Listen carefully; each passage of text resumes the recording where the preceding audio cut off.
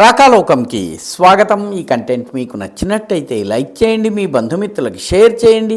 ఇప్పటి వరకు సబ్స్క్రైబ్ చేసుకోకపోతే సబ్స్క్రైబ్ బటన్ని నొక్కండి. అదేవిధంగా బెల్ ఐకాన్ని కూడా తప్పనిసరిగా నొక్కండి. జై హింద్ మిత్రులారా. ఎన్నికలు జరుగుతున్నటువంటి పశ్చిమ బెంగాల్లో ఒక విచిత్రమైనటువంటి పోకడ కనిపిస్తోంది. గతంలో బెంగాల్ రాజకీయాల్లో ఎప్పుడూ కనిపించనటువంటి పోకడ ఇది. 15 సంవత్సరాల అధికారంలో ఉన్న తరువాత మరొక్కసారి విజయం సాధించేందుకు మమతా బెనర్జీ పడరాని పాట్లు పడుతోంది. ఆమెను అధికారంలోంచి తొలగించేందుకు భారతీయ జనతా పార్టీ కూడాను అంతే కష్టపడి పనిచేస్తోంది. ఊరూరు తిరుగుతున్నారు, కార్యకర్తలు పనిచేస్తున్నారు. మమతా బెనర్జీకి ఈ ఎన్నికల్లో ఒక రకమైనటువంటి జడుపు లేదా జంకు, ఒక రకమైనటువంటి భయం మొదలైంది. దాంతో ఆమె గత ఎన్నికలకు పూర్తి విరుద్ధమైనటువంటి స్ట్రాటజీని ఈసారి అవలంబించే ప్రయత్నం చేసింది. మొట్టమొదట కొన్నాళ్ల పాటు ఆమె భారతీయ జనతా పార్టీ మాంసాహారానికి, చేపలకి వ్యతిరేకం అని చెప్పి ప్రచారం మొదలుపెట్టింది. ఎందుకంటే బెంగాలీలకి చేపలు, మాంసాహారం చాలా ఇష్టము. అత్యధికులు ఈవెన్ అక్కడ ఉన్నటువంటి బ్రాహ్మణులు కూడాను, గుళ్ళో పూజలు చేసే బ్రాహ్మణులు కూడాను చేపలు తినడం జరుగుతుంది. కాబట్టి బీజేపీ పాలిత రాష్ట్రాల్లో చేపల పైన నిషేధం ఉంది. బెంగాల్లో కూడా బీజేపీ వస్తే ఫిష్ పైన నిషేధం ఉండబోతోందని ఒక దుష్ప్రచారం చేశారు. వాస్తవానికి అది అబద్ధమని తేలిపోయింది. దాంతో పూర్తిగా వాళ్ళు వెనక్కి వెళ్ళారు. అదేవిధంగా గత ఎన్నికల్లో బీజేపీ జై శ్రీరామ్ నినాదం ఇస్తే ఇది బయట వాళ్ళ నినాదము, మా నినాదము జయమా కాళీ అని చెప్పారు. కానీ ఈసారి ఎన్నికల్లో జై శ్రీరామ్ లేదు, జై మా కాళీ లేదు, చండీ పాఠాన్ని, చండీ స్తోత్రాన్ని చదవడం లేదు. ఇవేవీ లేకుండా నేరుగా మమతా బెనర్జీ బెంగాల్లో ఉన్నటువంటి 110 సీట్లలో కీలకమైనటువంటి ముస్లిం ఓటు బ్యాంకును నమ్ముకుంది. ముస్లింలు సొంత బలంతో దాదాపు 75 సీట్లలో ఓన్లీ ముస్లింలు మాత్రమే పోటీ చేసి గెలిచే పరిస్థితి ఉంది. మిగిలిన సీట్లలో ముస్లింల ఓట్లు చాలా కీలకము. అవి కొంత మిగతా హిందువుల ఓట్లతో కలిసినట్టయితే అది విన్నింగ్ కాంబినేషన్ అవుతుంది. కాబట్టి మమతా బెనర్జీకి ప్రస్తుతము అభివృద్ధి, ఇంకా వేరే విషయాలు వేరే ఏమీ కనిపించటం లేదు. ఆమెకి కేవలము డబుల్ ఎం కనిపిస్తోంది. ఒకటి మహిళా ఓటర్లు గణనీయంగా మమతా వెనక మొదటి నుంచి నిలబడ్డారు. ఈసారి కూడా అలాగే జరుగుతుందన్నటువంటి నమ్మకం ఉంది. రెండవ ఎం ముస్లిం ఓటర్లు. కాబట్టి ముస్లిం ఓటర్ల కోసము ఈసారి మొత్తము పశ్చిమ బెంగాల్లో ఎక్కడ పడితే అక్కడ ఉర్దూ పోస్టర్లు దర్శనమిస్తున్నాయి. తృణమూల్ కాంగ్రెస్ ఉర్దూలో క్యాంపెయిన్ చేస్తోంది.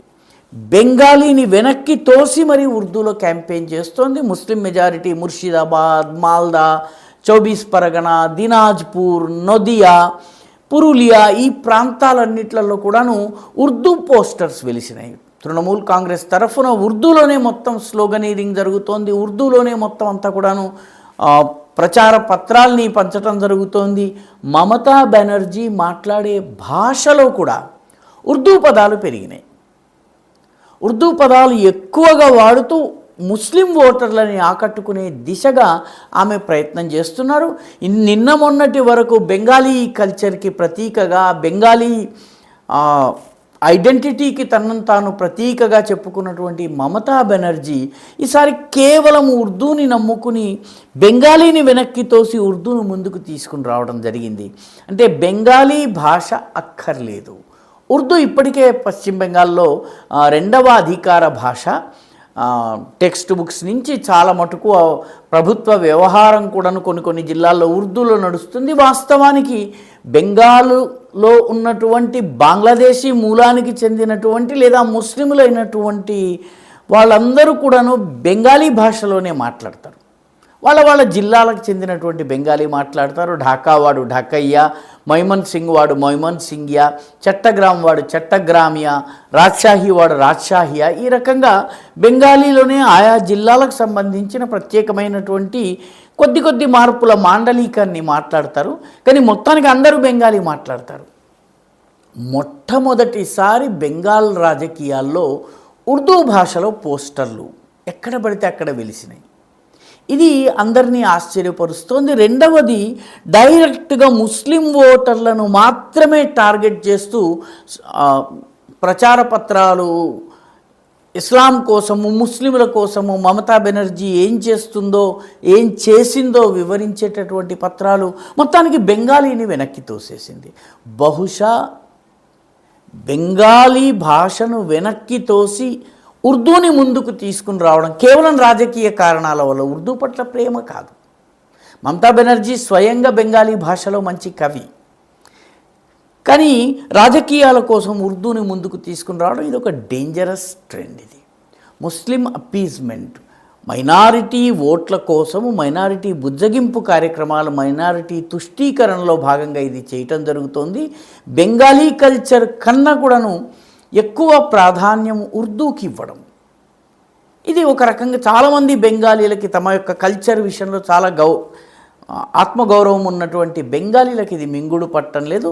అయితే తృణమూల్ కాంగ్రెస్ లేదు మేము హిందూ మెజారిటీ ఏరియాల్లో బెంగాలీ భాషలోనే ప్రచారం చేస్తున్నాము, పైగా బెంగాల్ రాష్ట్రంలో ఓన్లీ బెంగాలీ భాష లేదు, డార్జిలింగ్లో పెద్ద సంఖ్యలో ప్రజలు నేపాలీ మాట్లాడతారు, అదేవిధంగా కోల్కతాలో చాలామంది హిందీ మాట్లాడతారు, బీహారీలు, మార్వాడీలు చాలామంది ఉన్నారు, కాబట్టి మేము ఉర్దూలో పోస్టర్లను తీసుకుని రావడము, లేకపోతే ఉర్దూలో ప్రచారం చేయటము, ప్రసంగంలో ఉర్దూ పదాలను పెంచటము, ఇది కేవలం ఆ ఓటర్లను చేరడం కోసమే, కానీ మేము వేరే ఏమీ చేయటం లేదు, మాకు అసలు దేనితోటి సంబంధం లేదు అని చెప్పి ఈ బెంగాలీ భాష విషయంలో మాకు చిన్న చూపేమీ లేదని చెప్పి సంజాయిషి ఇస్తున్నారు.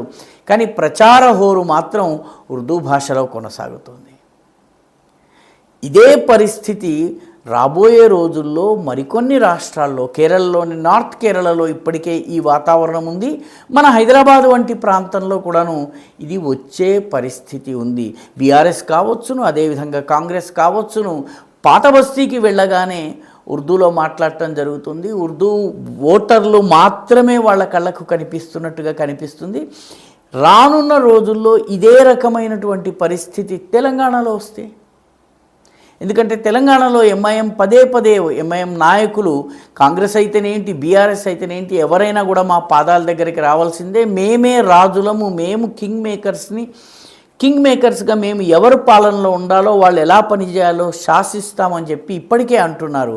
అలాంటి వాతావరణం పశ్చిమ బెంగాల్లో వచ్చేసిందని ఈ ఎన్నికలు రుజువు చేస్తున్నాయి. ఎందుకంటే దేశ విభజన సమయంలో వాళ్ళ జనాభా కేవలం 19%, ఈరోజు దాదాపు 33% వరకు వచ్చారు. దాంతో రాజకీయాల భాష మారిపోయింది. బెంగాల్లో ఈ ఎన్నికలు ఉర్దూ భాష యొక్క డామినెన్స్ అండ్ ప్రామినెన్స్కి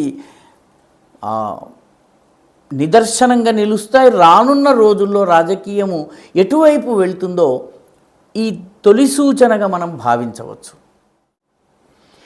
ఈ వీడియో మీకు నచ్చినట్టయితే లైక్ చేయండి, షేర్ చేయండి, ఈ ఛానల్కు సబ్స్క్రైబ్ చేయండి, మీ అభిప్రాయాన్ని కమెంట్ల రూపంలో తప్పనిసరిగా పంపించండి.